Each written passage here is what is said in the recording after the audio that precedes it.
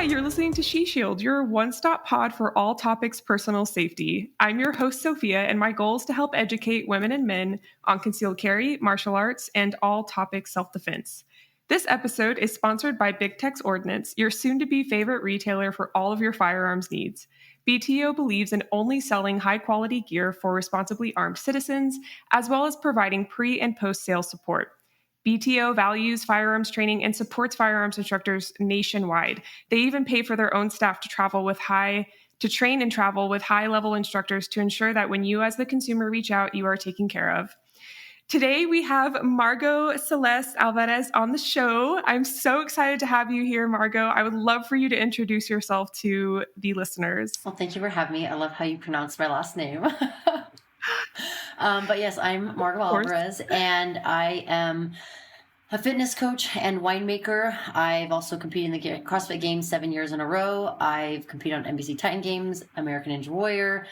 Just started recently getting into the tactical games and kind of tactical space, as well as just starting to do BJJ. So in terms of the self-defense aspect, I'm starting to elevate myself in that aspect. But I reside in Vegas. I have a wine company and wine brand that I promote here and have done so since 2017. I've been involved in the fitness space. I've been a personal trainer / fitness coach for the past 14 years.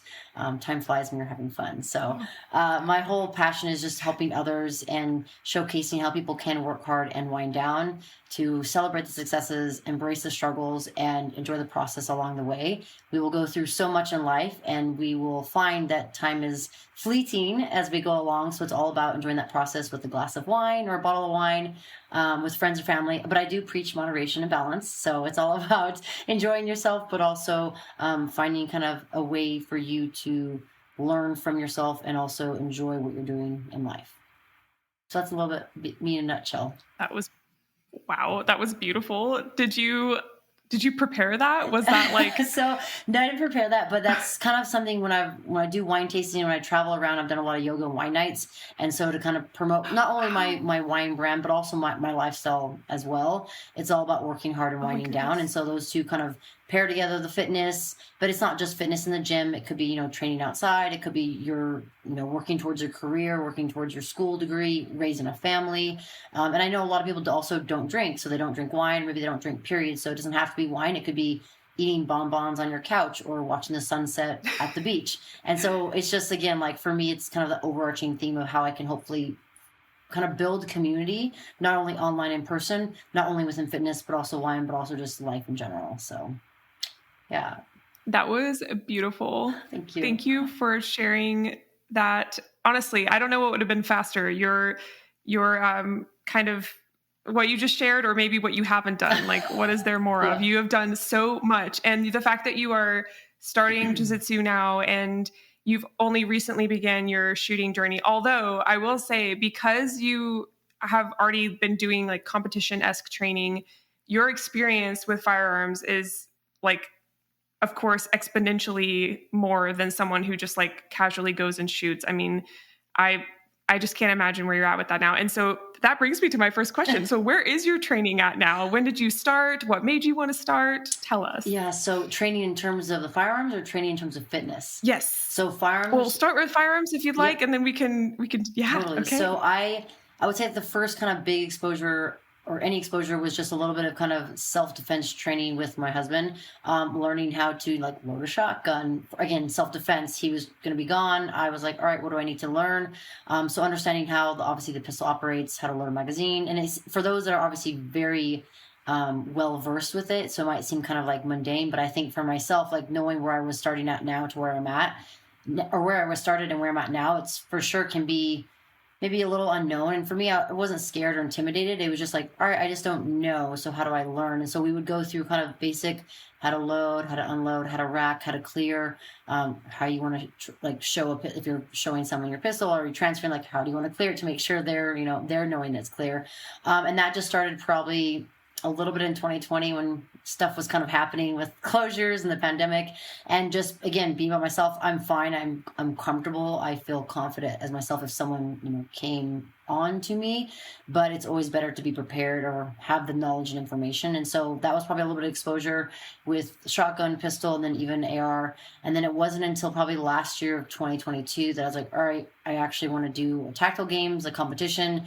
What do I need to learn? And then it was kind of like wham, bam, like straight into the wall. Like, all right, I'm going to dry fire like 5 days a week. I'm going to work on pistol reloads. I'm going to work on different positioning, and not knowing what I needed at the tactical games in terms of competition. I'd seen some videos and watched some YouTubes, but every event is different. So I just kind of based off of what I would need, would go to the range maybe 3 to 4 days a week with my husband. And we just went through drills and different kind of positions.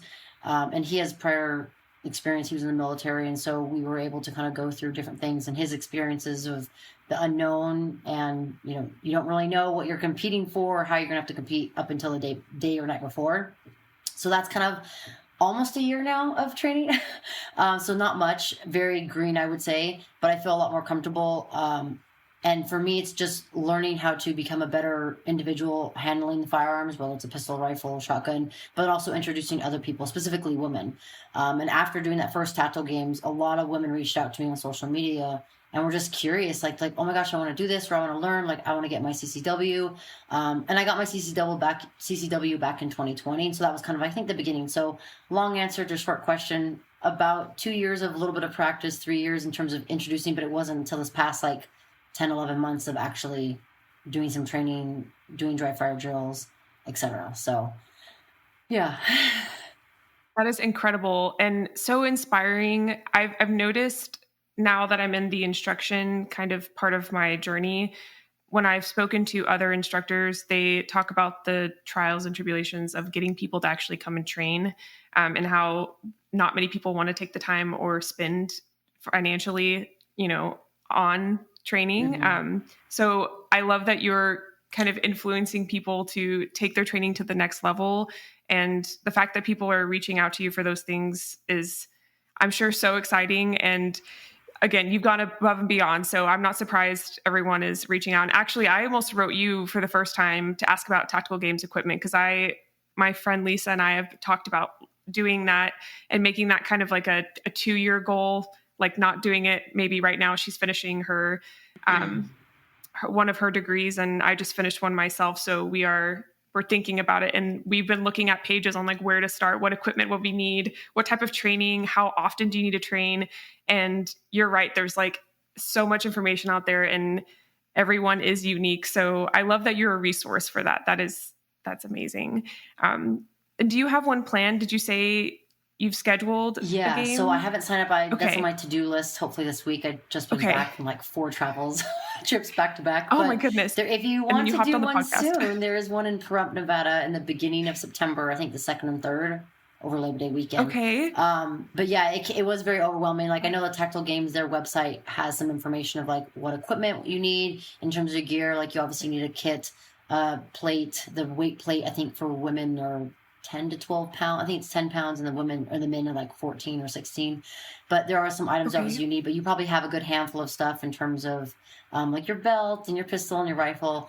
But I highly encourage, for those that are kind of on the fence or you're not sure when to do it, definitely sign up, because I was going to sign up. I thought about doing it in 2021, but I had mentioned all right, I'm not sure what I need, or I don't have any training. So I kind of put it off for a year, and I was like, all right, if I keep kicking this can down the road, it's never going to happen. So I have to draw that line in the sand, sign up for it. So it's that's what I need to do. I'm sign up for it. I'm all right, now I'm committed. I have about a little under 3 months that I need to start training. So, which isn't, again, last year I had, I think, 4 weeks to train right before, which is not ideal. But again, you either sign up or you don't, or you commit to it, you don't. And that's where it's all right, if I could continue to push that bucket down the road, but for me, it was imperative. All right, I'm the type of person, if I sign up, all right, I'm going to do it. So I highly encourage you to do it. If you have any questions, you let me know, and that would be awesome for you and your friend to do it. Absolutely, will do. I am going to write her right after this podcast episode and tell her what we talked about. So that will be so exciting. Okay, so would you be okay with talking a little bit more about what goes into preparing? For sure. That'd be okay with you? Yeah, of course. Awesome. So you mentioned a little bit of the equipment. How does someone know where to start with training? Because I know when I was getting into USPSA, what I did is Lisa's actually the first person to really hold my hand through the process. And I went and watched her compete, and she actually connected me with one of my coaches that I ended up training with, and kind of explained how you can train on your own, like even just in a range without like a proper stage setup. How does that translate though to the tactical games? Yeah, so to give you kind of an idea, I had looked online, and like I said, I had watched previous videos of how it works. So the rules are, obviously you always need to have like the empty mag out of your pistol, your rifle. Like there's no mag when you fire. So it's pretty much, I know I don't want to jump around too much, but to make it easy, it's like at least the one that I went to, it's like you do your fitness component, right? Maybe you carry a sandbag, or you run back and forth with a sled, or you pull a sled backwards. Then you go to the firing line, and say you have, you're going to hit 8 rounds or 8 shots at the pistol. Then you're going to move on to the rifle, and you're going to do, 8 rounds at that 50-yard target. And then once you're done, you make sure you clear the weapon. You leave. For our one in Arizona, you left the rifle down at the firing line, and then you'd go back and do your fitness. So it all depends on kind of the events that they had. My training leading up to it, I for sure wasn't really clear on how I should train. So it's like even though I watched videos, I was a little unsure. So I would change some training up now going forward. But what I did leading up to that was I worked on kind of slowly getting more comfortable at like close range. So like 3 yards, 5 yards, 7 yards, 10 yards, and then eventually 15 yards. Most of the pistol shots are coming from a 15-yard line. And so I worked with different kind of ranges and then different positions. I knew there was going to be some sort of obstacle. So like they have kind of like looks like plywood, and it has different areas. So in the competition, maybe they had spray painted like 3 lines at different levels where your hand or your pistol had to be touching that. And then you did your, 8 shots or your 5 shots. And then you moved on to the next target. So for me, when I did it in training and practice, I tried to kind of mimic that. Like, all right, I would, had pieces of paper, or like my kind of setup where I had like maybe 3 different targets on my kind of firing line. And then from there I would shoot, I'm going to do 3 rounds here, 3 rounds there, and 3 rounds there from different positions, just to get more comfortable. For those that are more experienced, they may not necessarily need to do that as much, but I did the same thing with the rifle. But then I also practiced like kind of running with my rifle, slinging, unslinging my rifle, because from previous videos, people would come in from like a run or a jog, and then they'd have to like sling their rifle, then do the rifle shots. So it was it's tough because it wasn't like, all right, it's cut and dry, black and white, exactly what we're going to do. So I did a lot of kind of pistol shots, rifle shots, and then I tried doing like single arm pistol, because I seen in previous competitions they were doing like you have to shoot 5 rounds with your left arm or 5 rounds with the right arm, and so I kind of changed it up and did that. I did everything at the range, not necessarily elevating any fitness. I kind of kept it separate. There was a few times where I'd do a workout in the gym, and then I would practice some dry fire, like get my heart rate elevated and then practice dry fire, so I could work on my trigger pull and like making sure I just not like letting go of my finger. So going forward now, like I'll probably do a little bit more fitness at the range, meaning I'll do like some burpees, or I'll do some squats, or I'll run back and forth, and then I'll try to shoot, because the biggest thing is, at least from my experience, is being able to calm your heart rate down and get that kind of reset before you go and shoot your targets or take your rounds to whatever you're trying to hit. So I know that's kind of a really long answer, but I was really unsure of how I needed to train going into it, but we just did the best we could preparation wise. Now that I have a little experience, I'll probably change things up as I get back to the range. But again, I've taken like a month off, 2 months off of doing anything in terms of dry firing or being able to practice. So that's where I start to slowly ramp up. So for those that are out there, slowly ramp up depending on your experience level, and then add more in. That's very encouraging. I actually just moved across the state, and we were renovating our home, living with my fiance's parents.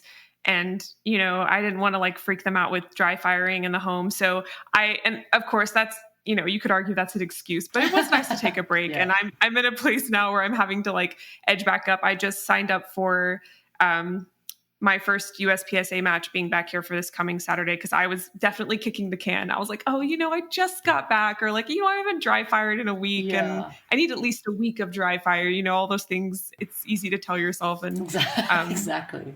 But that was not too long at all. Like I said, this episode is all about your experiences, your take on things. I would love to hear how your preparation for the CrossFit Games compares to the fitness for the tactical games, or if that's something you feel like you even want to share. For sure, yeah. So like training for the CrossFit Games was obviously all fitness, strength, conditioning component, where the tactical games is a little different. With the CrossFit, I was training, in like kind of like peak hours or peak time frame of the open or regionals or the games, the 3-tiered kind of competition. It was 6 to 8 hours a day. And that would either be broke up into sections, where maybe I do a morning and evening session, or I just kind of do it throughout the day.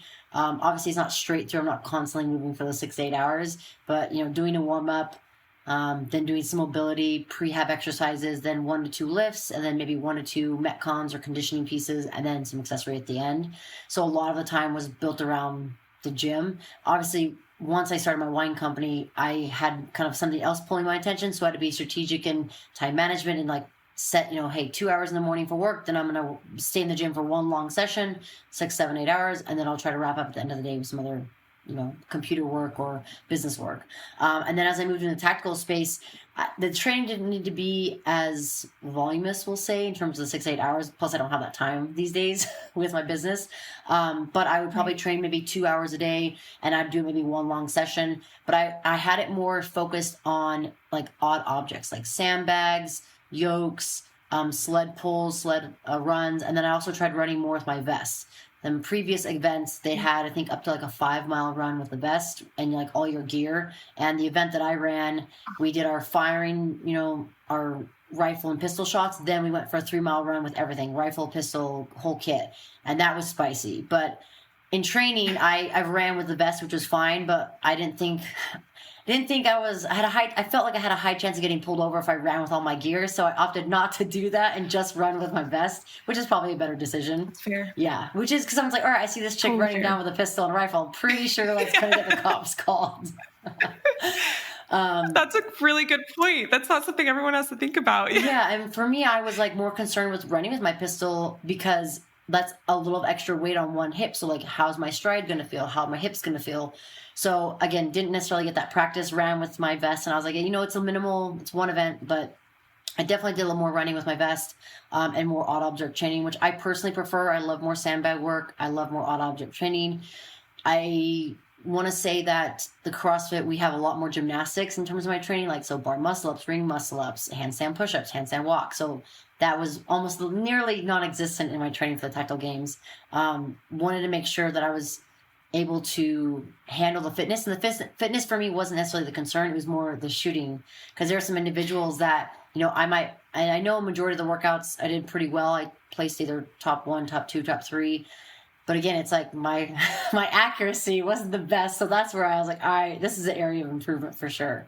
But for those that are interested, if you have a decent level of fitness, continue to work on the fitness, continue to have it as a baseline. But if you know that your pistol accuracy, your rifle accuracy is important, then spend more time there. So that's where my emphasis is a bit more on that.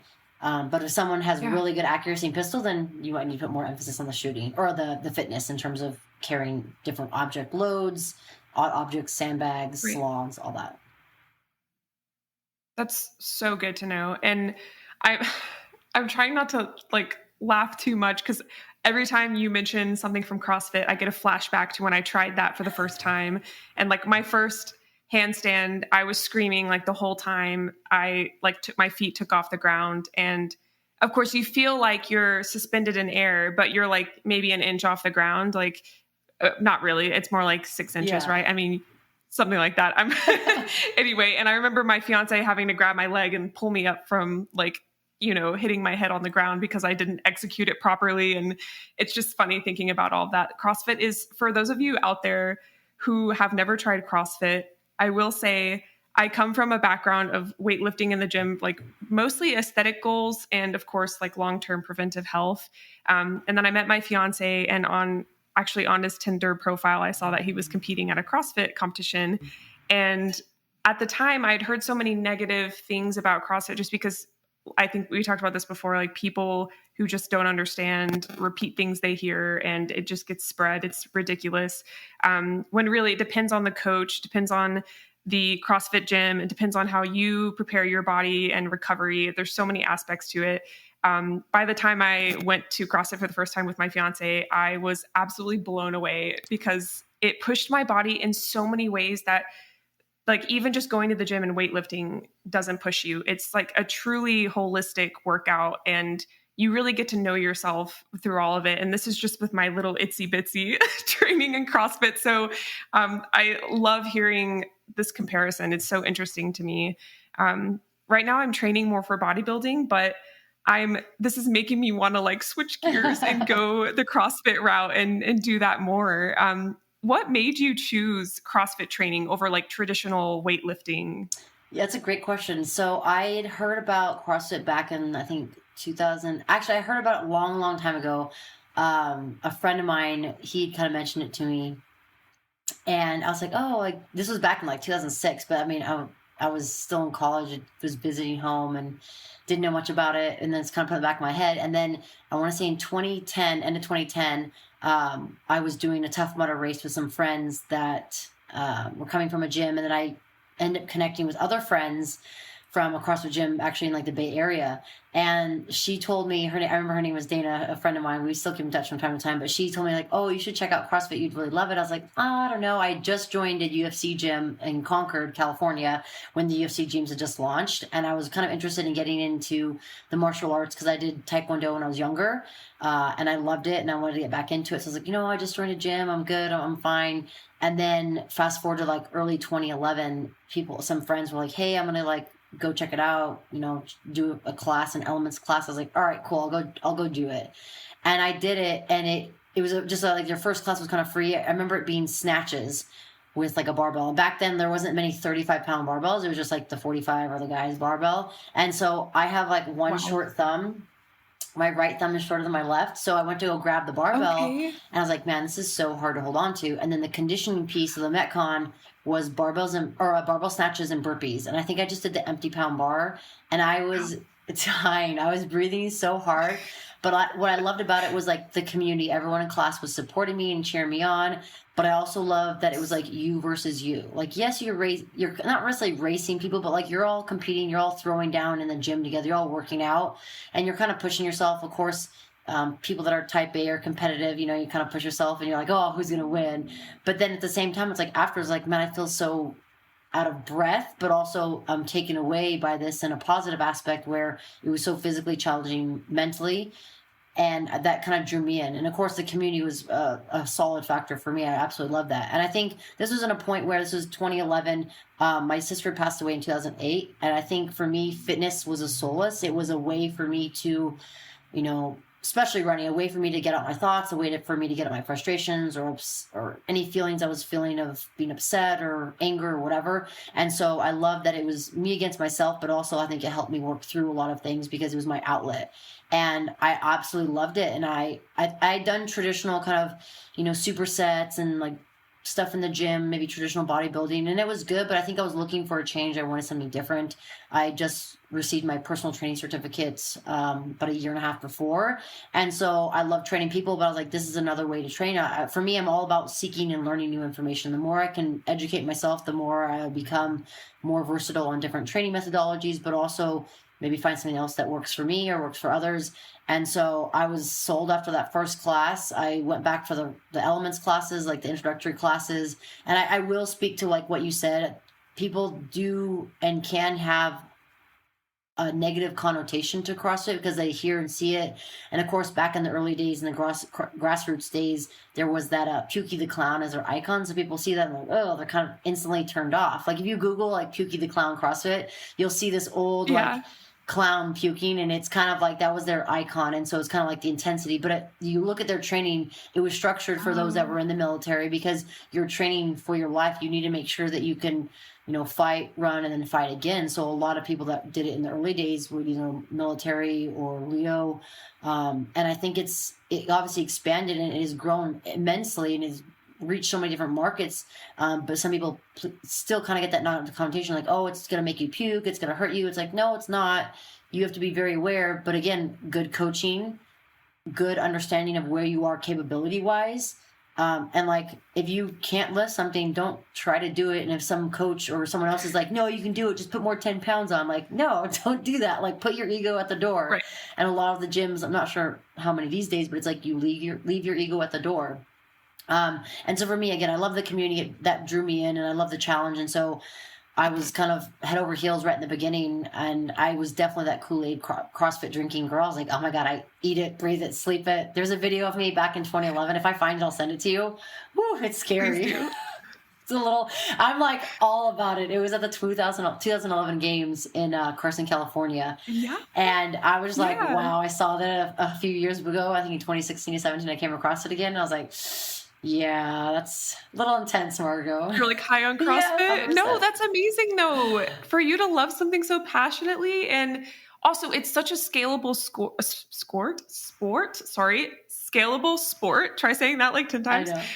So it's such a good sport to like spread awareness for and tell people about, because you never know who's going to land on your page and like be like, oh my gosh, this person's so excited. And at that point, it's almost intoxicating and you almost want to try it to be part of that and experience it yourself. So 100%. I'm sure it wasn't bad, but I do want to see it. Yeah, so, it was bad. I was like, oh, this is embarrassing.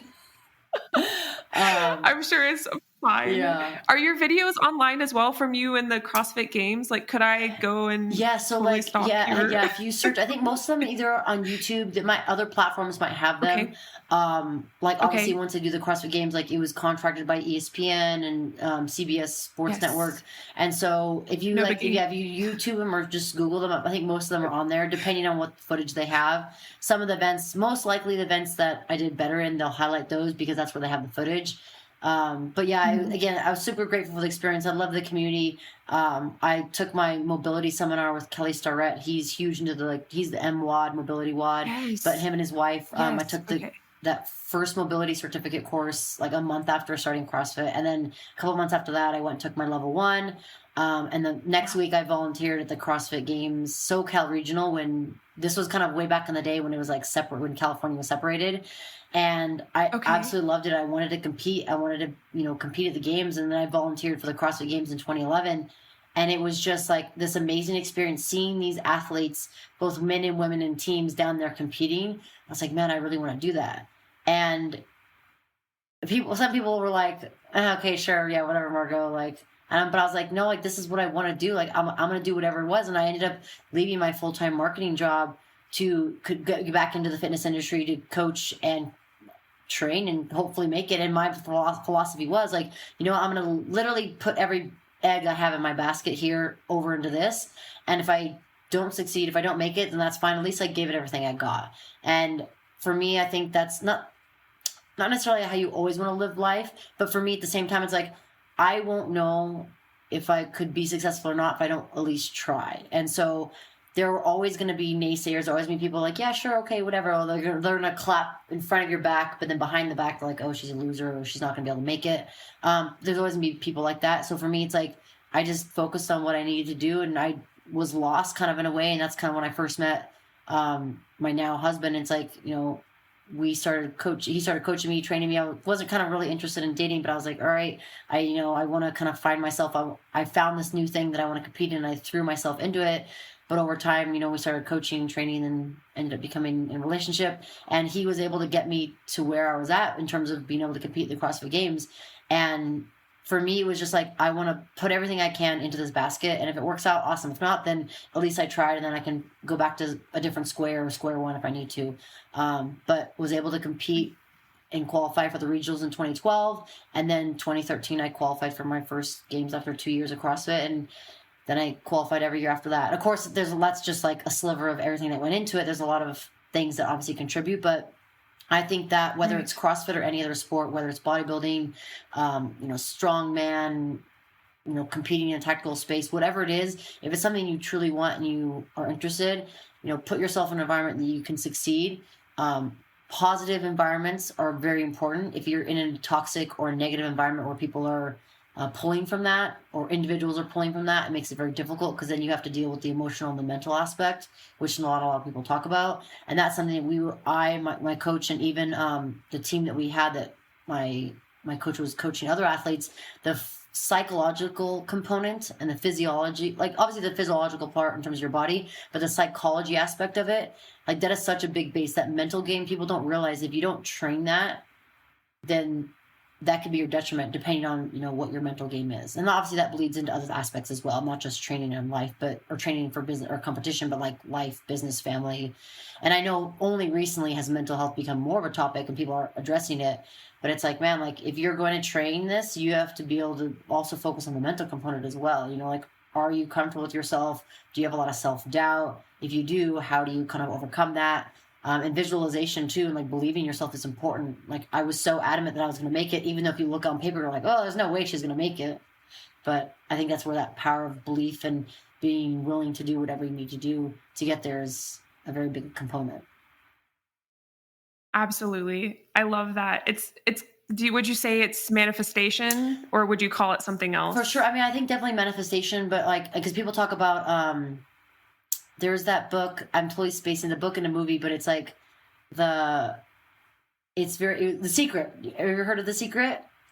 Yes. So like they talk about like manifestation. I think that's for sure an elevated, an element that you can contribute. But like visualizing it is so important, because it's just like you visualize your shot, or you visualize, you know, your golf swing, or you visualize a lift, or you visualize a pose.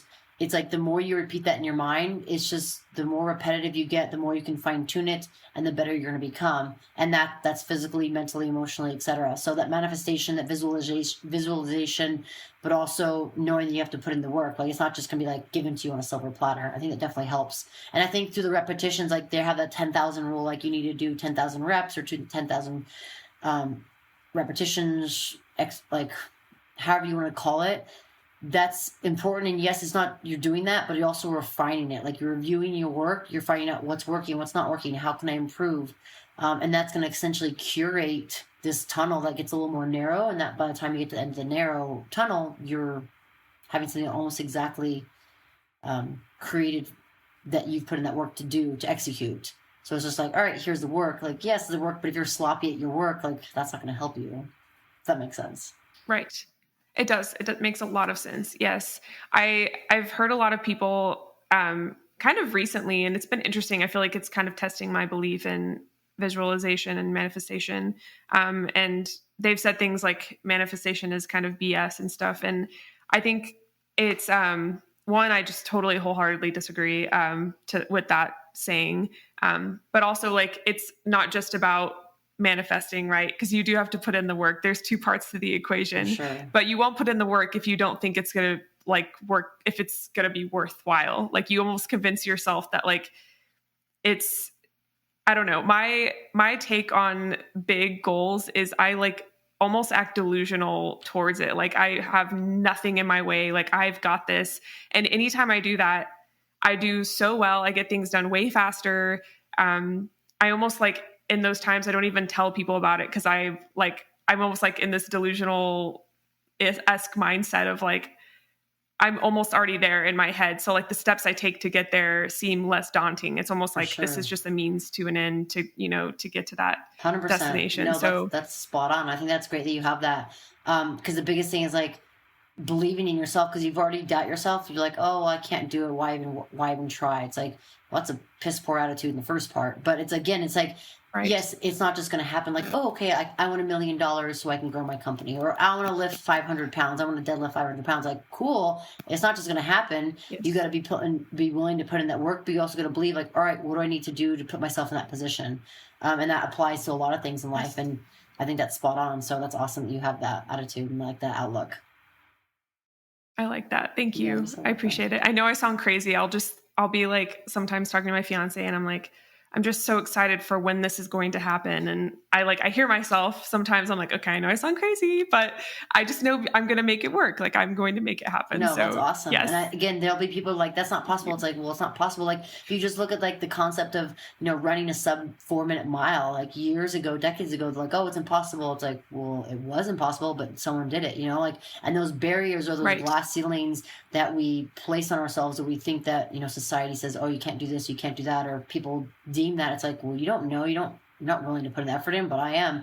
But I will tell you, like, that belief and like the ability, like I'm going to get there. Like I told myself, I'm going to be in this podium. I'm going to get there. And then I made it. And I was like, when it happened, I was like, oh, I made it. It was kind of not like I didn't expect it, but I was like, I kind of already believed that I was there. So it's like, all right, cool. I already made it. So it's like, well, I really did make it. But I think it was very important in that, just a nugget of that. What was very important was that I enjoyed the process, that I made the experience of that regionals in 2013. Like I made the most of that experience. Like I'm not guaranteed to go. Like, again, looking at the numbers on paper, like compared to my competitors and other athletes, like it didn't look like I was going to make it, but it's like the belief in the power and the execution of my plan and visualizing what I was going to do was very important. I would review and go over it, talk about it, see it. And that's very important. So it's like the same thing of what you're trying to achieve. Like, I'm going to be there. I'm going to do that. It's like, all right. Sometimes it can be daunting because you're like, oh man, the mountain that I have to climb is so high and so large. But it's, if you just break it down into steps and like small chunks, like yes, the macro goal is important, but those micro goals and those small little things are very important. I think if you look at that, it's going to be easier to attack or easier to climb. So yeah, props to you. Keep doing that. I love that.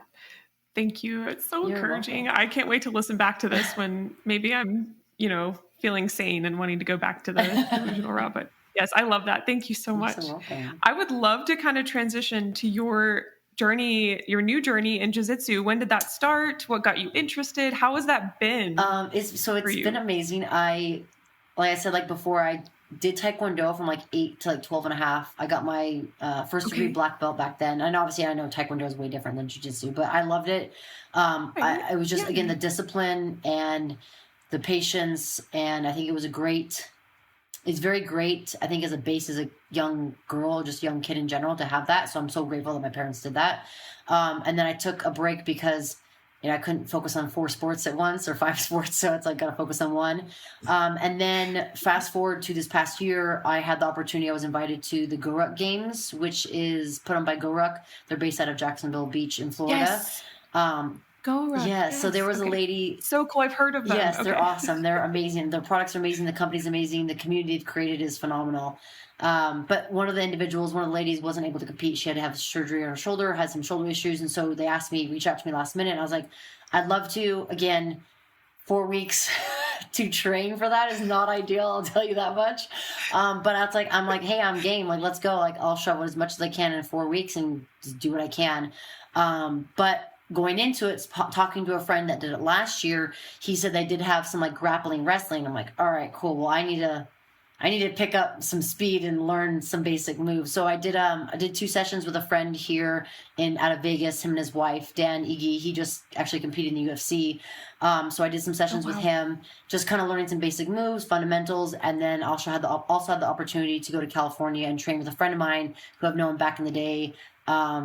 He's won numerous world championships in jiu-jitsu. He's based out of Concord, California. He has a studio. And so I got to do some training sessions with him, kind of one-on-one, and also one of the girls that he trains with, which was awesome. So grateful for both of them because they were able to give me some introduction.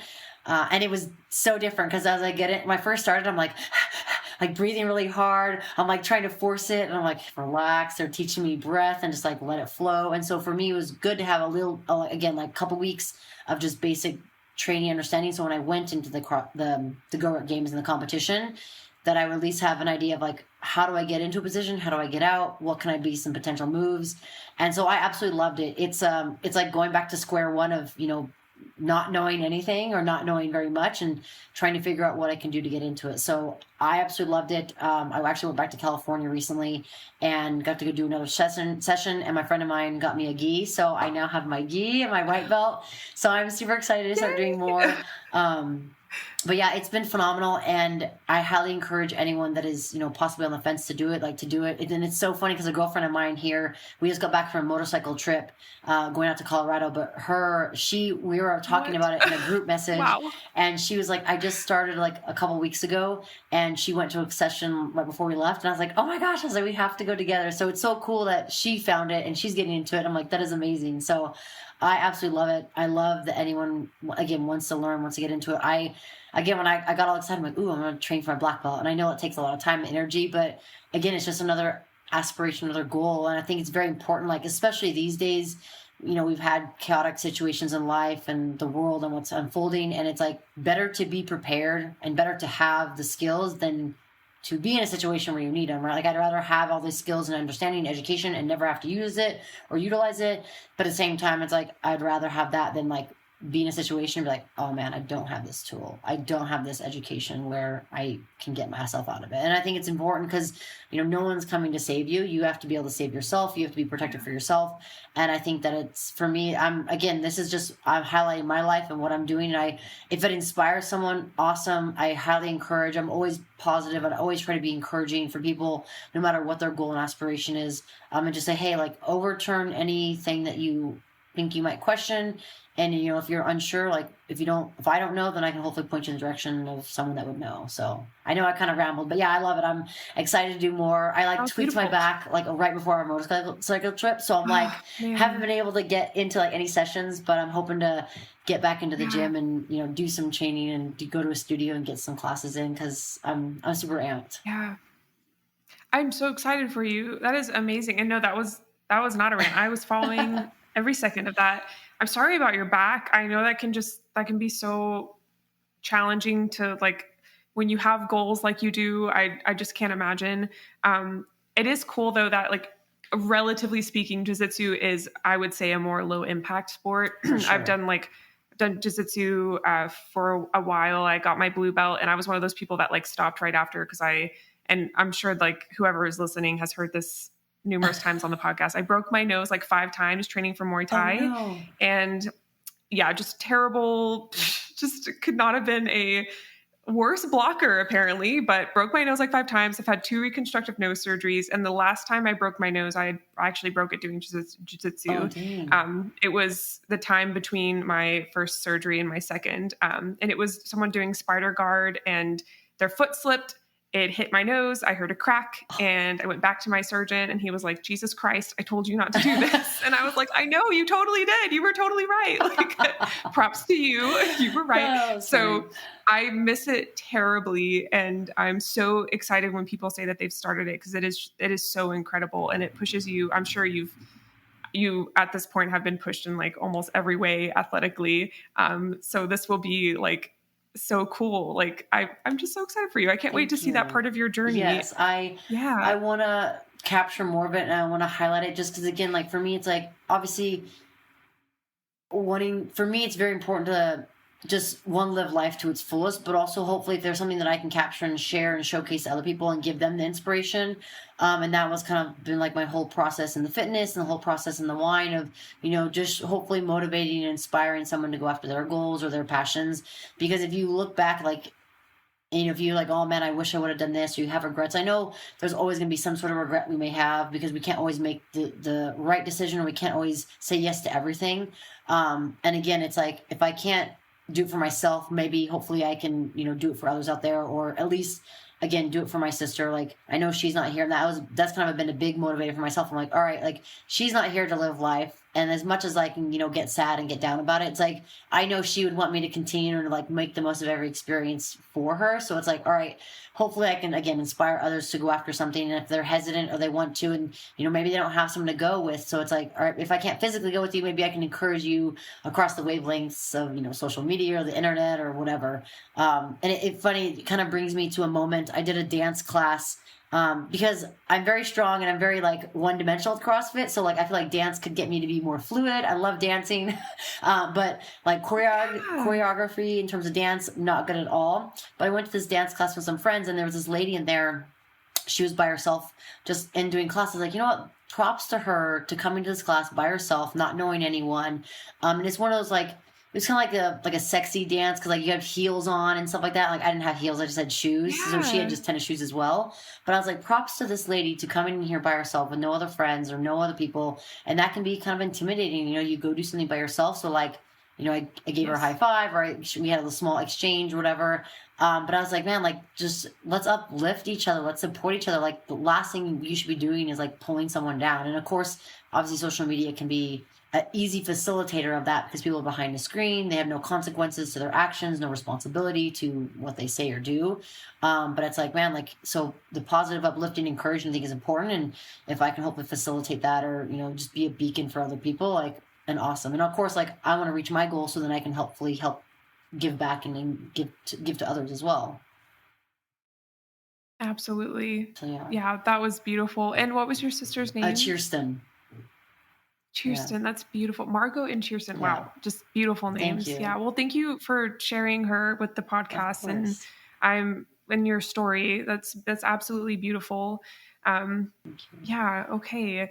And yes, supporting people across the wavelengths. I love the way you said that, like, because you can't be there like clapping for them, but social media has brought that opportunity to connect with someone across the nation and help them. So that is amazing. And yeah, very cool. Okay. So I kind of want to pivot a little bit. There's so much I want to talk about because you're so multifaceted. It's like, it's stressful in the best way because I'm afraid I'll miss something, but I'm so excited. So America Ninja Warrior, right? Or is it American? Yeah, American Ninja Warrior. No, you're good. Okay. I wrote American Ninja Warrior. I don't know what's wrong with me. Okay. So how did you come to that? Was that like, where was that in your CrossFit journey? So I'd love to hear more about that. I first had the opportunity, this casting team had reached out to me in I think it was the end of 2018. So they reached out to me and asked me to apply. So I applied and I got selected, which was awesome. I had the opportunity to go down in March of 2019. And ninjas, it's something because it's very unique. It's different. It's not kind of my repertoire or strength, I would say. But again, just the opportunity to be selected was really cool. It was a unique experience. And obviously it's very TV based. But I had the opportunity to go down there. And I didn't do very well. I didn't get very far. So like my run didn't air, which was a bummer. But at the same time, it's like, you know what? I'm just grateful for this experience. And that actually led to being on the Titan Games later that year, or I guess the next year. And so I applied for the Titan Games in end of 2019. Same casting crew and team, production company. And so I got selected for that, went to like the preliminaries in LA, and then got selected for the finals, which was all filmed in Atlanta. So I had the opportunity to do that with the Rock, and that was really cool. I did way better on that one.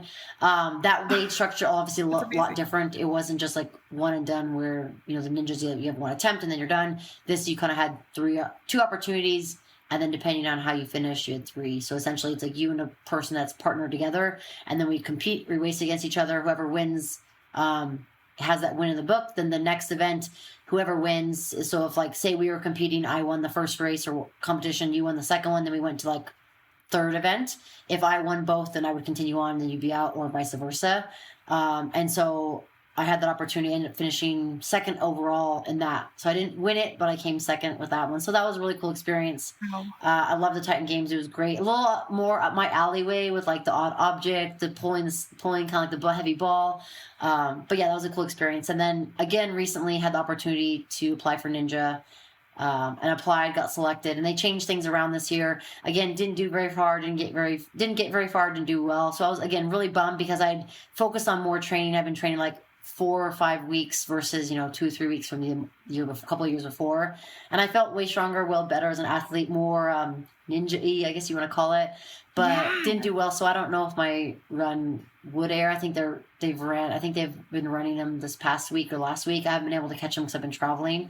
But again, it's a bummer because as an athlete and as a competitor, like I want to do well in everything I do. That's also part of the ego as well. Right. But I know that I can't. At the same time, I have to respect my competitors and respect the other people that are training ninja 24/7, or that's their entire thing. Where it's like, all right, to come in and just try to train for 4 or 5 weeks and beat them and win. It's challenging. It's fun. I love it. I want to do more of it. But it's like I only have 24 hours in the day that I'm trying to get stuff done.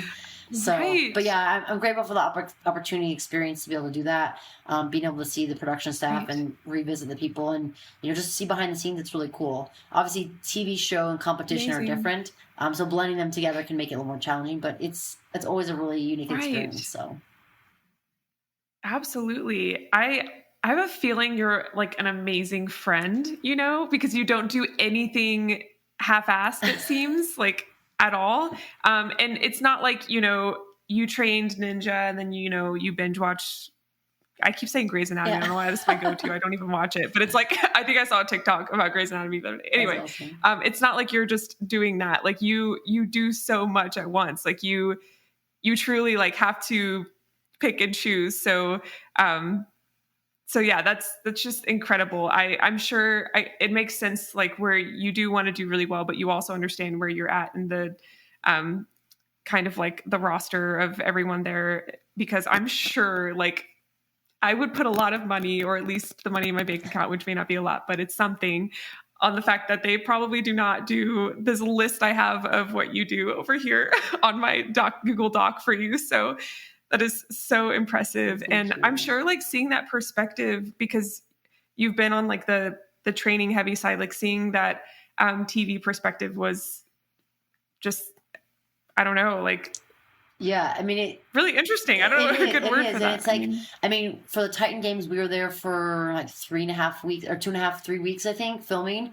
And so again, like seeing the perspective, we're like, cool, like we're going to do some B-roll. We're going to do some hero shots. We're going to do some interviews. Then we're going to do some change of outfits. And then we're going to come do more interview. Oh, now you're going to go compete. And then when you're done, come back over here, change outfits and do that. So again, like it's, the emphasis on them is the content in the show, because it's ratings, and that's very important. And when I talked to The Rock, as it was like unfolding and as it was coming on air, like they were getting almost 50% like equal viewership from male to female, which is very rare because it's usually more male viewership or male audience. And so to get that percentage was huge, and they were pulling in, I think it was like 50 million views per week in terms of the audience. I'm like, that's incredible. That's amazing.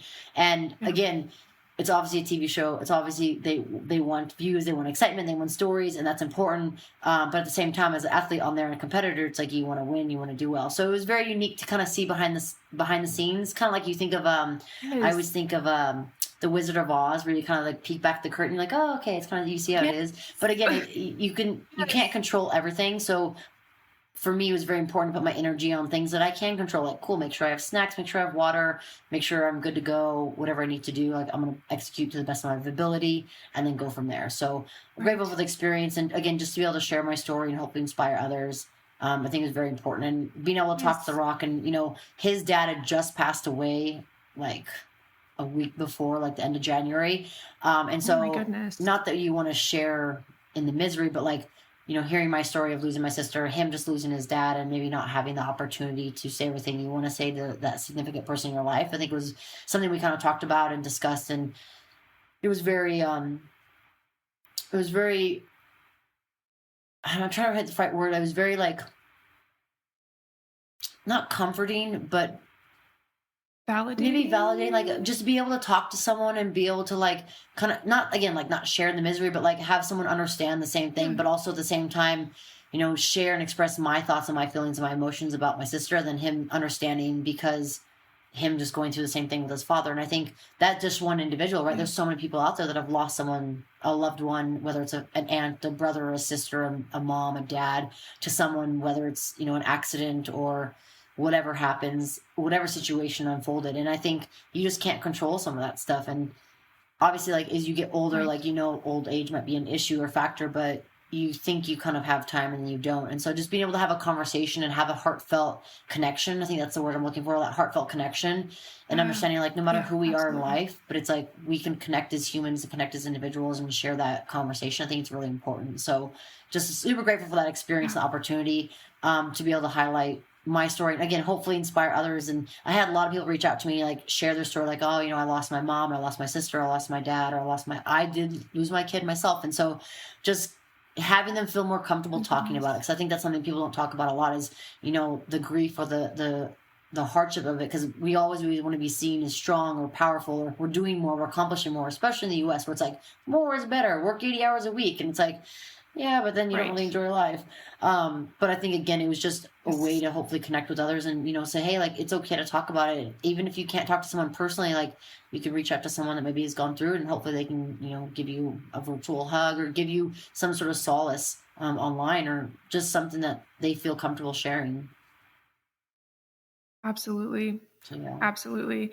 And I like what you said I think you said in the beginning of the podcast, how social media is a highlight reel of everyone's lives, and the kind of foundation to why people started what they have started, I feel like is so important, and kind of brings that realism that is much needed. For sure. Yeah, I love that. And I'm glad you got to connect with him on that. I'm sure that must have been a very like validating and just like whole experience. So Yeah. I agree. Yeah. It's amazing. Thank you for sharing that. You're being incredibly vulnerable now on the podcast. And I think it's important always because so thankful. Not everyone feels comfortable. And I think it's like, man, like as much as if you're willing to kind of open yourself up and, share with people, I think people are like, oh man, like they're feeling like they can connect you more. And it's tough because social media, like and I've talked to people about this too, where like you see someone online and like maybe they look up to them or maybe they just see their online persona, but then they meet them in person, they're completely different. It's like, oh, it's kind of a letdown. And I'm like,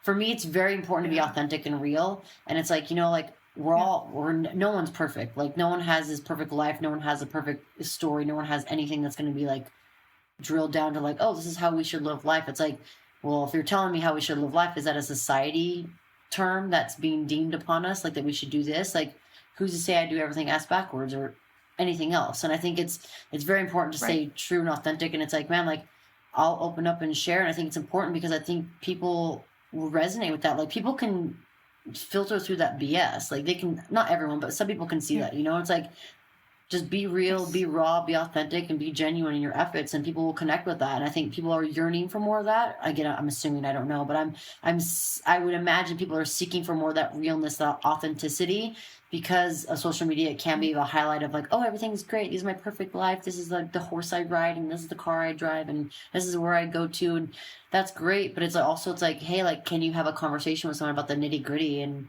can you open up and be like, hey, like, not everything's perfect, like. You will have these struggles. Right. And that's where my whole philosophy comes. It's like, celebrate the successes because they come few and far between. The time that you spend on the podium, the time that you receive that degree, it's, a couple minutes, 5 minutes at the most there. But like, how much time did you spend working towards that accomplishment? How much time did you spend studying or reading or time in the gym or training at the range? Like, you spend so much more time there, and that's life. Like, we get to the end of our lives, and if we don't celebrate the successes, it's like, oh, like, well, didn't really get to embrace those, right? But also knowing that the struggles and what we go through, those hardships are going to harden us, but also help us learn so that the next time something comes up, we'll have a better way to understand and how to react to that. And that will help us, hopefully, in turn, help others.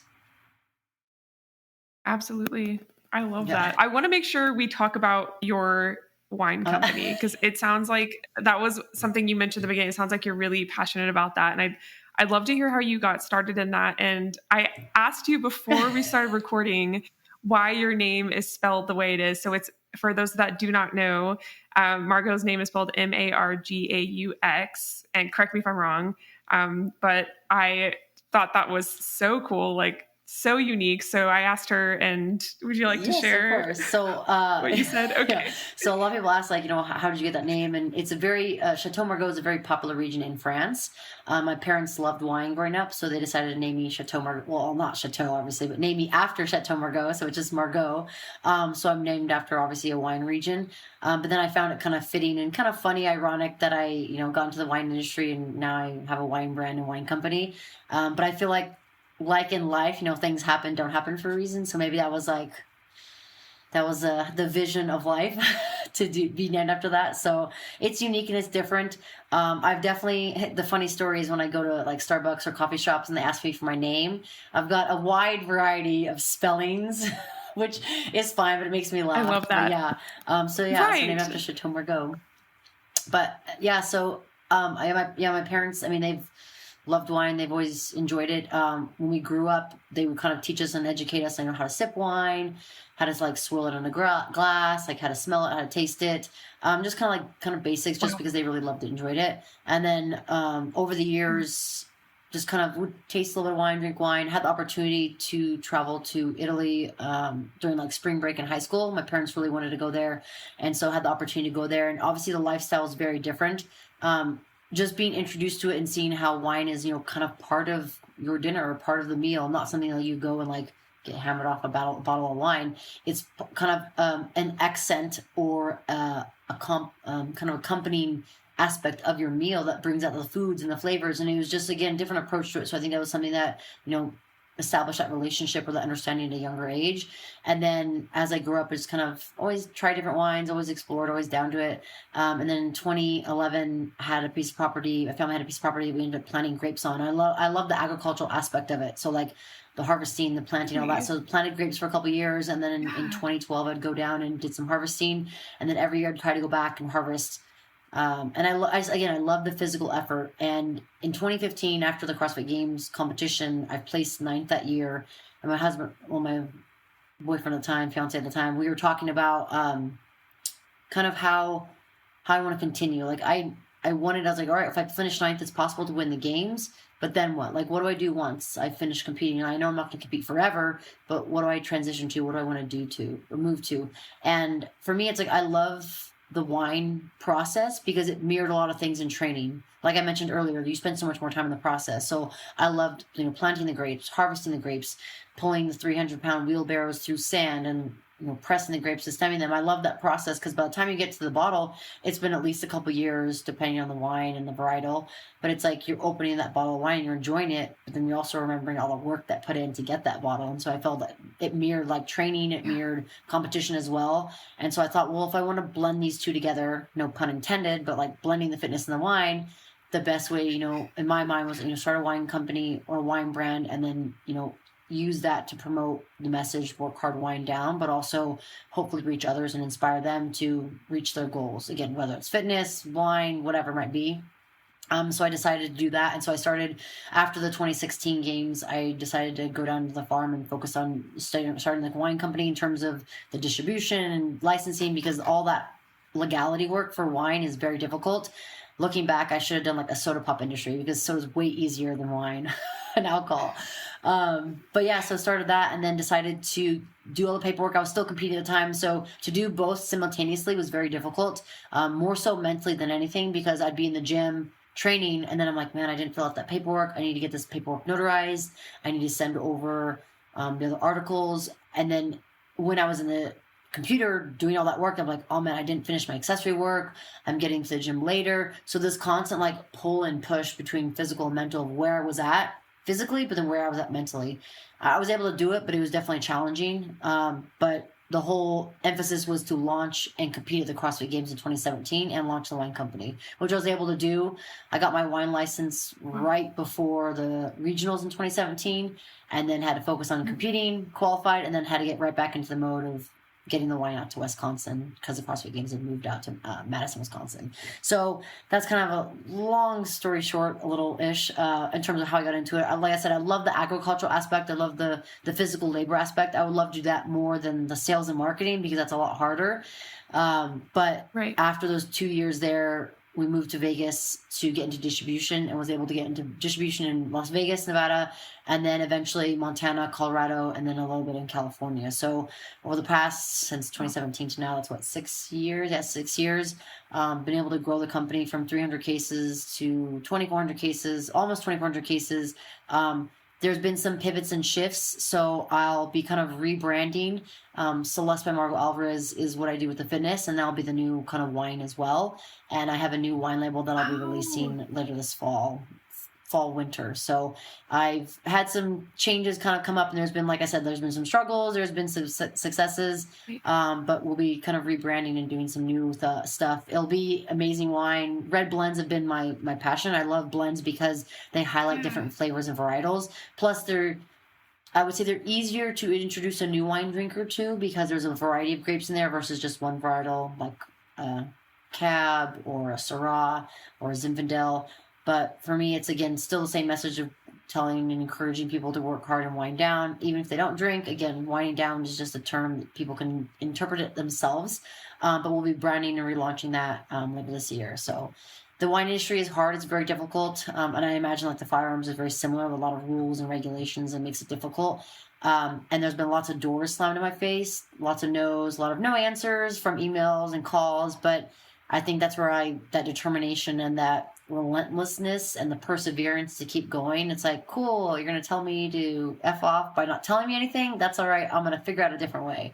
So I think being dynamic, and I think this is relative to business life training, like you have to be dynamic, kind of like silly putty or like water. Eventually you'll find a way. It's just like figuring out that way. Right.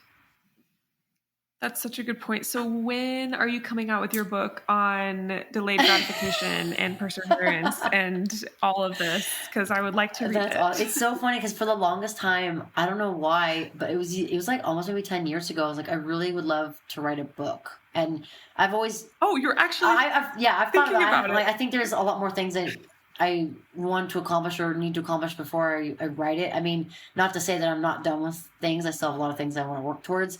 But I think just again, like, and again, the question is like, well, who cares about my story or who cares? Like, that's fine. Like, maybe no one cares. But I think if I'm able to help one person, if that one person could then help another person, eventually over time, that's, helping hundreds and thousands of people, hopefully. But I think it's really important. And I bring this up just because just recently I finished both David Goggins' books. The Can't Hurt Me and Never Finished. So I listen to the audio versions. I can listen to audio versions way faster than I can read the book. But again, it's his story. Same here, actually. I mean, it's kind of, I guess, autobiography, his story and his life from himself, versus going through a publisher. But it's like just hearing like everything that he went through. And this is just one person. Like, there's probably a multitude of individuals that have had similar or exact or variations of degrees of stories like that. And it's like, man, like that impacted me in the sense of like, man, like whatever excuses you think you have, whatever BS or reason you're telling you, like, sack up. Don't be someone that's like going to continue to pull these excuses out of your butt, because it's like, there's always going to be excuse. Like, there's always going to be some reason why not to do something. But it's like, all right, if he was able to accomplish all this and was able to overcome all these hardships, like, who's to say I can't do what I want to do, and who's to say that someone else can't do that, whatever their goal is or whatever their challenge they're facing. So again, long story short, I'd love to write a book. I think that'd be obviously a lot of work and time to go into it, but I think there's a lot of stories and experiences maybe I've gone through that hopefully I can impart in others. And again, like people say, the best way to learn is to do it yourself. But there's also, I feel like alongside that, like if there's nuggets of information or pieces, you're like, hey, this would have been helpful to know before you got started. Hopefully I can pass that on to other people. Because again, like the best way to learn sometimes is just go through the mud. But there's also times you're like, all right, having information beforehand would be relevant and helpful. Absolutely. And you could have like, I don't know, you could sell it next to your wine so people could like pick back with their wine. Yeah, exactly. Yes, with your book. That would be so cool. Especially if you gave suggestions for pairing wines, because I'm embarrassed to admit I don't know anything about that. Don't be embarrassed. My parents would drink wine sometimes growing up. And in fact, I'm Cuban. So my father's Cuban and very tan, dark, handsome dude. I am super white because my mom, she lives in Oklahoma, and I speak Spanish, but you would like never know it because I don't have an accent on either side. Awesome. So good for you. Like, thank you so much. And when I traveled to Spain, I lived there for a month, and I would be, asked about what wine I would want with what I was eating, and I would kind of look at the waiter and be like, what do you think I want? Because I don't know what to order. And so exactly. And the wine at the time there, the like summer tradition, and it may have been a touristy thing, but not as touristy as sangria. But have you ever heard of Tinto de Verano? Yes, I have. You have? Do you like it? I've only had it a couple times, but I did like it. I did like it a lot. Okay. Awesome. Right? Okay. So for those listening that don't know, and I don't know the traditional like concoction of like what goes into it, but from what I saw, it was wine, sparkling water of some sort, usually lemon, and then ice is kind of how it was presented to me. Does that sound right to you? Yeah, that's how I've heard it and seen it and have had it in the past. Yeah. Wonderful. So for me, like that was refreshing, and I'm sure like is that like almost insulting to someone who really enjoys wine, like to put water in wine? Like, it's funny because I've had like family or I've had friends who are like, oh, my wine a little cool, like my white wine a little cooler, so they'll put like some like ice cubes in there. And like I don't personally, like for me, and it's funny because people think like, oh my gosh, like you're a sommelier. I'm like, I'm not a wine sommelier. I don't have my certificate. I've done the intro to somm class, but again, it's ultimately for me. My whole approach is like, drink what you like. The only way you're gonna find what you like is by drinking more. I'm not saying go like smash a case of wine, but the only way is to experiment and try new wines, try new varietals, try new types of wine, different ways to enjoy it. And also what you eat too will obviously affect the pairing or the wine in terms of how it's paired together and how it tastes and the flavors and the aromas that come out. But for me, it's just an experience and an experiment at the same time, where it's like you're just finding out. And people are like, oh, so you're saying like just drink all the wine? I'm like, no, I'm not saying that. I'm saying experiment, try different wines. Right. But, and again, I think that's where sometimes people have like this like stipulation, like, oh, you have to drink it like this and you have to pair it like this. I'm like, I don't have to. Like, I think the problem too, like people will have like a go-to, like, oh, I'm gonna have a cab. I'm like, well, why do you like cabs? Like, oh, I like it strong and hearty. I'm like, all right, cool. Have you ever tried a Syrah? Have you ever tried a Zinfandel? Have you ever tried a Petit Syrah? What about a Tanat? Like, I love a lot more of the Spanish varietals, just because that's kind of like what my parents liked. And for me, it's like, I love a Syrah. I love a Petit Syrah. I love a Tanat. Very hard to find Tanat here, obviously in the U.S. So you can find it, but it's like you have to go to like either a wine shop that has it, or, you know, find someone that specializes in it, or like a place that has lots of options. But for me, it's, again, the more I experiment and the more I taste, the more I drink, the more I'm going to find out what I like or what I don't like. Like, I'm not a huge fan of Merlots, but it's like, not that I won't drink it, but it's like, that's like not my preference. I enjoy more, like I said, Petit Syrah, those dark, jammy wines, but also have a little bit of tannins. But it's like, you know, it kind of stains your teeth, so you got to brush your teeth after that. Yeah. Yeah.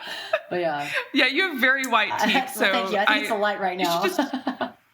Oh yeah, no, but like, seriously, if you do a whole book on this one day, if you choose to do one about wine, there could totally be a section in there about like hygiene with wine. I don't know. That was really random, but that's I for sure, 100%. Again, like having the wine and kind of pairing, like I kind of like the way like David Goggins did his book, where at least the audio version, where like you have the kind of like chapter, and then you have like a podcast or interaction after between him and the person that was reading it. So I loved like, again, like whether it's wine tastings or kind of nuggets of information of like, hey, like these are things to implement in your life.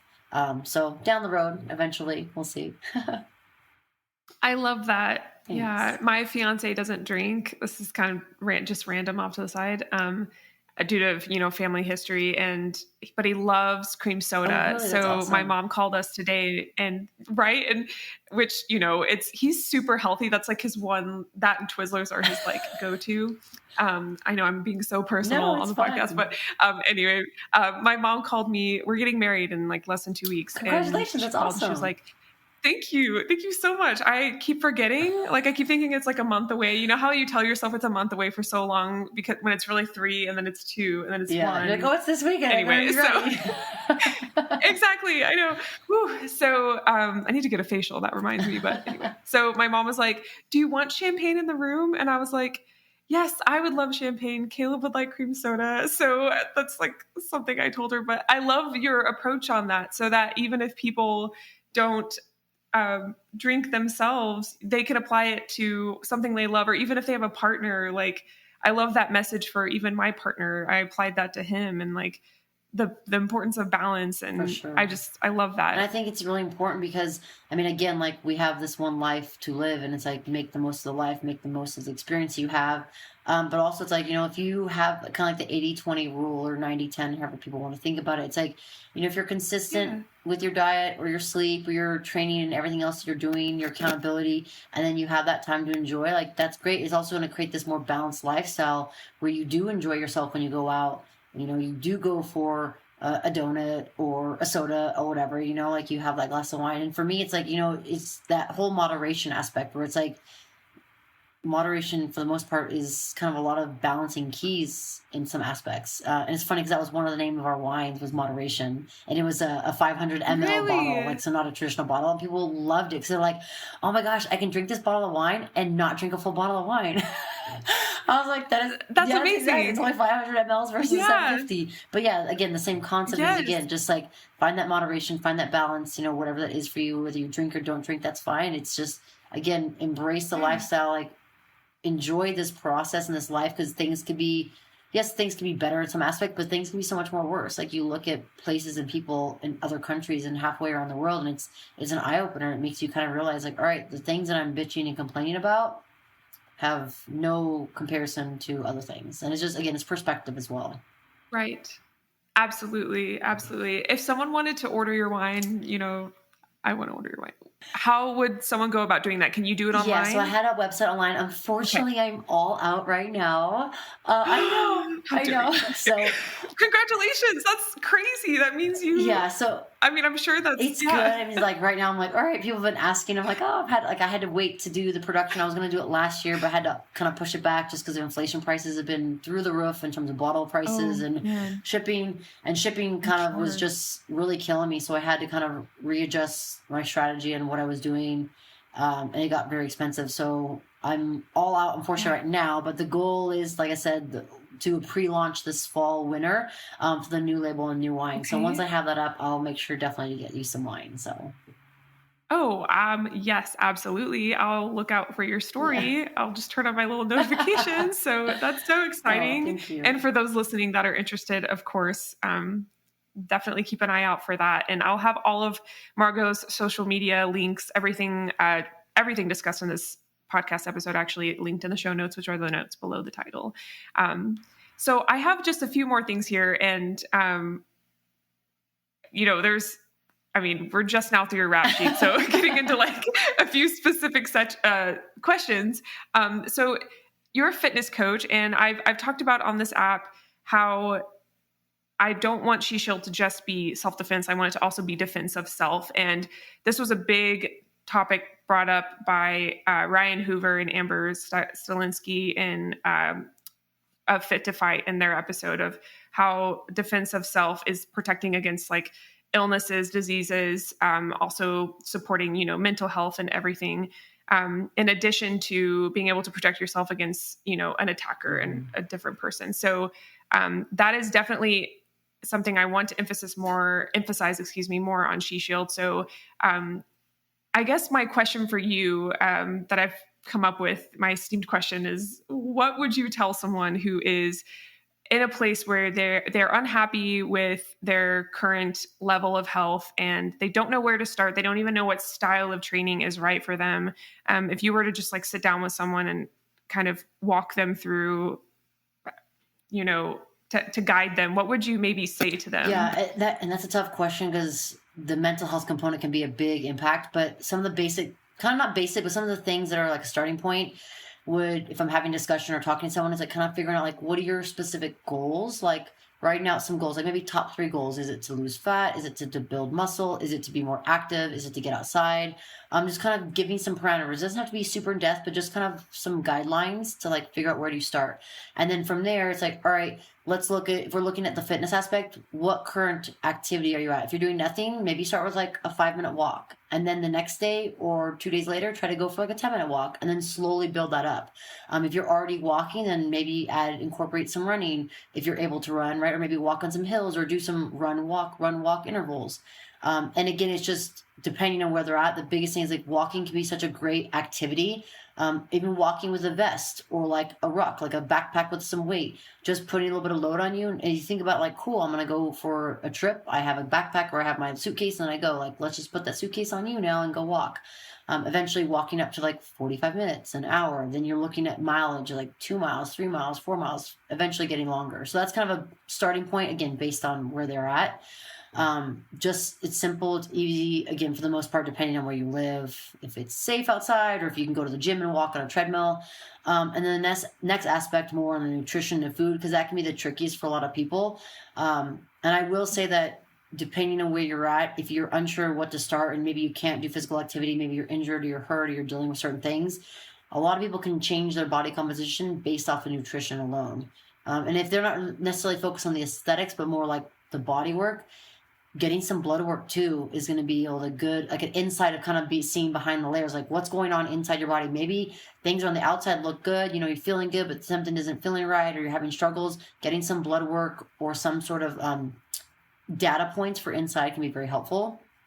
And then again, to the nutrition aspect in food, start by writing down what you're eating. And I know it seems like, oh man, like I have to do something else. It's like, I know it's a task that you might have to add on to your routine, but it's hard. I tell people this a lot. It's hard to give recommendations or guides There's ones that I'll share in a second that I'll give people, say, hey, this is kind of a guide you can start to look at, but like writing down what you're eating, everything, be honest with yourself, be open. You're like, cool, I had Twizzlers at 9 a.m. I had oatmeal at 10 a.m. Then I had Starburst or Starbucks, whatever, at 12 p.m. But just writing down everything. Yeah, both. Yeah.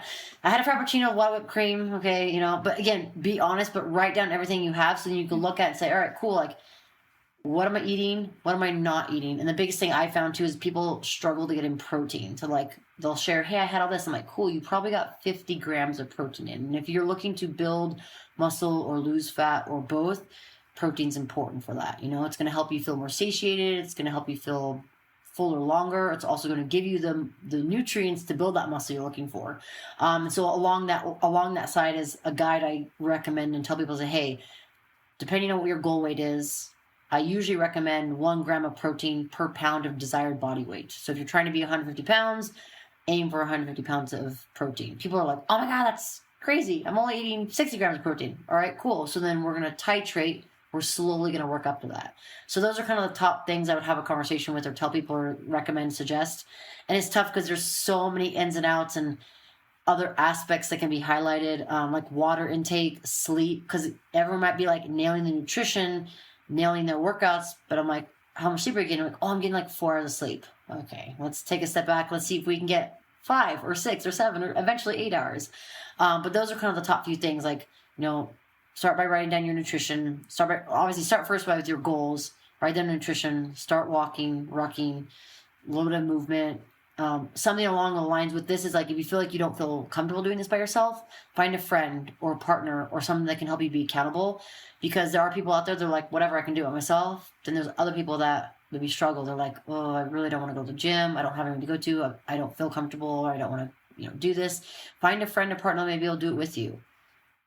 Whatever it might be, hiking, pickleball. I know that's popular now. Anything. It is. Oh I know. Gosh. I'm like, I kind of like pickleball looks fun. It's like table tennis, right? Ping pong. You would kill at pickleball. I would not want to play against you. And it's funny because I saw it. I actually would love to. I saw it and I was like, ooh, that's kind of fun. I was like, I feel like I might get a little competitive with that. Like, I love volleyball too, like sand volleyball. And I played with someone back when this was back in I was starting my university. And people were like, damn, are you kind of competitive? I was like, no, I'm not. I am competitive, so obviously, but it's also fun to throw down people and enjoy sports. So again, back to what we were talking about, like anything that's going to help you be active, whether it's walking, rucking, if you like running, if you have an animal, take them out for short walks throughout the day, or 2 medium walks or 1 long walk, whatever it is you can do. But the biggest thing is kind of setting the parameters of like, what are your goals, and then accountability is huge, right? So I had this whole kind of mantra within my training, and it's bled into the business aspect and even just life, but you start with be accountable. So you write down your goal. What are you trying to do? Write it on your mirror, write it on your bathroom, write it so you're going to see it so you can be accountable to that goal. Then you prepare and execute. What is that preparation going to be like? Is it, prepping your meals on Sunday? Is it creating an appointment in your phone that's going to keep you accountable to getting to the gym? And then how do you execute on that, right? Like, are you going to the gym by yourself? Are you grabbing a friend? Do you have your gym bag in your car after work? Because that will definitely help you. But then from there, like, you review your work. Is it working? Is it not working? Oh, I didn't write down my food. All right, cool. Let's maybe start working on that. And then, of course, be patient. This is a process. It's going to take time. You're not going to get the results right away. But if you're consistent every single day, or consistent in the 80-20 rule, have those parameters. If you're consistently doing what you need to do to be accountable, prepare, and you review your work, you'll get there. And of course, at the end, review or enjoy the process, enjoy the journey. Make sure you're not necessarily falling in love with the process, because there are the hard times, but understanding that like what you're doing will pay off in the end. It just takes time. So yeah, that was kind of long, Absolutely. But those are kind of my parameters. No, I loved that. And I know I gave you such a loaded question, and I love that you hit it from all sides, from water to just training. And my big struggle is nutrition. I used to have a terrible relationship with food.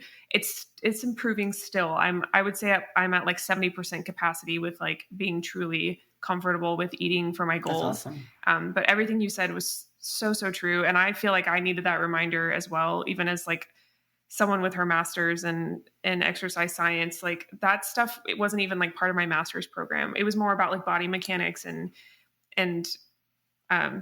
kinesiology related topics. Yeah. So, and I think it's important. It's interesting because, do you know who Dr. Paul Saladino is? So Saladino, yeah, so he is familiar. on Instagram. It's Carnivore MD. He also has a heart and soil supplement company that has like desecrated beef liver, organs. Anyways, he was talking about when he went to medical school. It was at I think this was on like some sort of talk show, but the amount of discussion on nutrition and food wasn't very much. It was very minimal, and I find that interesting because like I feel like again like a lot of information, a lot of data changes over the years, or it can quickly change from what it was before in terms of what was what was popular, what was the kind of guidelines 10 years ago, 20 years ago versus what it is now. But something I also wanted to highlight too, it's like again, nutrition aspect huge. I went through a period in university where I felt like I couldn't control certain things, whether it was relationships or friendships or time away from home. So for me, I turned into controlling my food, and I ended up restricting a lot of my food, losing a lot of weight, and then that cycle kind of backhanded into a cycle of like binging and throwing up, and like it was just a very unhealthy relationship with food, very unhealthy lifestyle.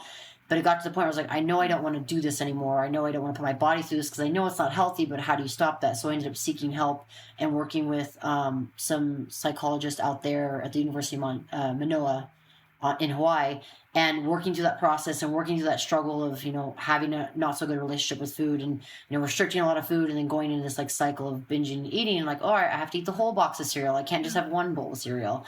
And I think for me, it's like, all right, I learned that, but I took the initiative. I want to say, all right, I want to change this lifestyle. I want to be healthier, but being able to recover and kind of come full circle with that was like, I think it was really good. But again, it's knowing, understanding, like, all right, eventually you'll be able to get there. Because it's at one point I was like, man, like, is this ever going to get better? And it did, but again, it takes time, patience, work on yourself. And I think that's where like nutrition can be finicky for a lot of people. I think there's a lot of women, maybe even men out there that have struggled through something like that, or have had a situation where maybe they had not so good relationship. So it's okay, again, being open and vulnerable and sharing that so people understand, like, all right, cool, like, oh, you just had it perfect. We're like, no one had it perfect. But again, nutrition can be very tricky and very hard, especially these days when we have so many extra ways to get food. You can go to the grocery store and get Twinkies that would probably last if the world blew up. Like you have all this other quick options where it's like, all right, you do have to work a little harder sometimes. Like, yes, you have to meal prep, or yes, you need to pick a better option or cook at home so you're not having seed oils in your food. But again, that time you're putting in now, I tell people, like, think of it as an investment in yourself. Like, if you invest in your car, make sure your car has the right gasoline or diesel or your oil for your like engine to run. Like, just like that, like, invest in yourself. Put money into yourself now so you don't have to pay it later when you're going to the hospital. Absolutely. Yes. I love that perspective. Thank you for sharing that. And hearing it from you is so encouraging. And yes, I've mentioned before on the podcast, and I think I told you I dropped out of medical school, and my classmates were some of the most unhealthy people I'd ever seen. And I'm not fat shaming. I'm not doing that. I'm talking about like their habits just to be a medical student. And then on top of that, there's very little support, at least the school I went to. And I've heard I have 3 friends in different medical programs, and I've heard similar things, that there is very little support, if not any, towards a healthy lifestyle to balance the demand that medical school takes, or demands from you. So that's so true. So getting it from other resources and trying to educate yourself is so very important. And I got a few of them to start going to the gym, which was That's like, awesome. I always like tell myself, like, maybe that was my purpose. Like in the med school program, that, and I made some really amazing friends. But that's such a good point. It's such a good point. Yeah, that's awesome. That's good that you can inspire them because now they're changing their lifestyle because of that. Right. Very true. And thank you for sharing your journey with food, because that is something that every time I take on a new client, that's one of my intake questions is, have you ever had any food eating disorders? I try to ask it in kind of like a roundabout way, because I feel like that can be a little triggering. Yes. And not everyone like knows what that means. Or they'll think like, oh, well, I didn't binge and purge, so I didn't have a disorder. And it's like, well, in general though, have you ever binged to the point where you felt like you needed to vomit and you didn't? Like, you don't have to fit within the DSM, sure. but you can qualify in the sense that you could probably stand to improve your relationship. So, and I'm very open as a coach about my journey. That's been something I didn't want to do in the beginning. I didn't want to I wanted to be an example. And I realized part of that is opening up about the negative parts and where I've come to this point. Sure. So, but it's also you now are a beacon for them, because if they did struggle with it and they're like, man, no one else out there struggled, it's no, there is people, there were people, there are people. So it's you're kind of showing them hey, you can get through that too. You can overcome and get to a place where you are able to have 2 bowls of cereal and be okay, or you're able to have a donut and be okay, or you feel comfortable. And it just, again, it gives them that strength and all right, that beacon or that possibility of light at the end of the tunnel. And it's not a train. It's obviously the thing that's going to be better for them. That's so true. Yes. Yeah. Thank you. Welcome. Those are about all the questions I had planned. I would like to know your goals though, for you can give the next year goal or 5 years, as far as pistol training, self-defense, fitness, anything you'd like to share. What are your goals going forward? Awesome. Well, so I look at kind of I guess a year-ish time frame. I definitely want to do some kind of competitions within the tactical space, tactical games. I would love to get into hunting. I've never hunted, even though I'm from Montana. I'd love to do a hunt. I'm actually doing the hunting course with Sig Sauer in about 2 weeks in Wyoming. Oh my so goodness, I'll be doing that. So that's kind of this year time frame-ish. I'd still love to be able to coach. I want to be able to do more. I want to kind of expand and get some more experience outside of what I'm currently doing. I know I have my fingers on a lot of different things, but I'd like to be able to get into more experiences. Kind of long-term goal that I have is to be able to build out a fitness studio and wine bar. So that's where the work hard, wind down message comes from. Yeah. People are oh, sign me up. I'll be there right now. So again, that's kind of more long-term, being able to get obviously capital for that, real estate for that, finding out location details, being able to hire and support other people in the local community is very important. That's what I'd like to be able to do, to be able to showcase and highlight other female entrepreneurs and other individuals out there. So bringing in other women and other individuals, period, and showcasing how they work hard, how they wind down, what do they do for training, what's their routine like, have a little coffee shop, protein bar, wine bar, so that, again, that encompasses all that. So that's kind of long-term goal. I'd love to be able to do that. Again, being able to also have a place where I can create content and media to, again, highlight other individuals and, showcase that on other options or other platforms. And then along that, I'd love to down the road, this might be more long term, but I'd love to have some sort of community center where it offers education too for how to do agricultural training, or how to provide to someone, maybe underprivileged kids or individuals that maybe don't have those resources of how to start a business, or things to kind of think about in terms of finance, or if you want to build out a career, or you want to go a certain direction, or what are the tools and trades you might need to have. I'd love to just be able to have a place where people can come to and provide that training for others. And again, big aspect. I know that takes a lot more capital and a lot more resources, but I'd love to partner with other companies and brands to be able to hopefully bring all that together, because I think it's very important that, especially kids, especially younger generations where maybe they don't have the resources, they don't have the opportunities. And I think there's so many people out there that might have these big potentials, but they just don't, they're in a different place, they're in a different time. And it's interesting because people talk about, oh, right time, right place, oh, you're lucky. It's no, there might be some luck, or there might be some component that's placed in there. But yes, right time, right place might be a component, hard work. But if you don't have the connections, if you're halfway around the world, it's and you don't have the ability to get there, how are you ever able to learn, or how are you able to seek that out? We take for granted, having the internet, having Google, when people around the world are oh, I have to go to an internet cafe for that, which that was back in the early 2000s, So it's just kind of funny. Right. But again, that's long-term goal. But yeah, there's a lot of things that I like to do and achieve. And so I just try to kind of focus on small bits and pieces, kind of at a time, we'll say. And eventually I'd love to get to national distribution, worldwide distribution, and eventually, do more with the wine, my brand, and be able to highlight that. So just try to take it in strides and steps along the way. You are incredible. That all, I can see all of it. I mean, and it's so buildable. Yes, it's down the road, but everything you just mentioned sounds like it's just going to stack very nicely, and I'm sure be an incredible amount of work. Yeah. But it'll be worth it. But yeah. You're a friend to delayed gratification. If I had to describe a person, to explain that term to someone, I'd be like, look up 3, 2, 1, go. And just scroll through her page or listen to this episode. I'm so excited for you. I am excited that I got to sit down and chat with you and hear your story. Because I kind of stalked your Instagram. I do that before I hop on the episode, and I go to all the like links and the link tree. And I honestly just remember like being like, I'm just going to write down all of the things I see, and then we're just going to talk about all of it and just see where this goes. Cause I used to get so stressed and I had to write every question down before the episode. And then I would not be able to like really sit and listen. And I would be like focusing on what comes next, and I'd be typing off to the side. So I'm really glad I asked you about everything, because this is truly, your story is incredible. I'm really thankful that you sat down in your busy day, and you've been traveling so much. So for you to just sit down and do this with me it's an honor. I enjoyed it so much. It was Margaux. Awesome. I love it. I love being able to, share stories and meet people from around the world. And so I'm glad the universe kind of pulled us together and we connected.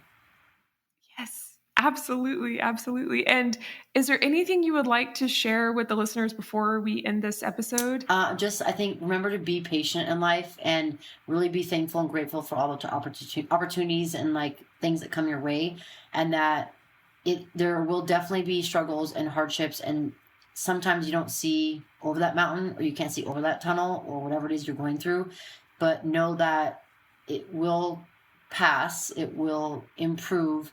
And something that I kind of read recently was like, whatever you're going through, like this too shall pass, like, and also the good times, the bad times, like this won't last forever. And also something to think about too is like, will this matter in a month, in a year, in 5 weeks, in 5 days? So perspective is huge. So remember to be patient, be kind to yourself, and, do the work, but also know that it takes time, and don't force yourself, and don't put yourself in a corner that's going to like demonize yourself. Like, be kind to yourself. So yeah. I love that. Thank you. I hope you as a listener feel as inspired as I do. And if you're interested in seeing Margaux's content, please head over to her Instagram. Just scroll down, click on her link that is in the show notes currently. You can also head over to the She Shield Instagram and see highlights of this episode that I'm going to post. And if you're interested in more exclusive content with guest speakers, you can become a Patreon. You'll receive a thank you note, podcast stickers, and more. We're also on TikTok. I've mentioned that before. I don't want to forget to say that. I don't really post on there very much because one of my first videos got taken down, and I was like, I just remember being like, oh God, I need to just chill on TikTok for a second. But a special thank you to Sagetta Gear, an official sponsor of She Shield. For concealed carry gear and duty gear, you can use code SheShield10 for 10% off your Sagetta Gear order. And if you like the pod, you can help by liking, subscribing, and leaving a review. I know on Spotify, that's just like a little star rating at the top. So if you'll just scroll up and give an honest rating to the podcast to support, that would be lovely. I think we're at 5 stars now, so that's really exciting. And if you're anyone you know is a firearms owner experiencing a crisis, you can look into holdmyguns.org. They're an organization that will connect you with a local gun shop or FFL to store your firearm for you. The link to access their website and find a storage location or partner is available in the show notes. In the meantime, stay safe and stay vigilant.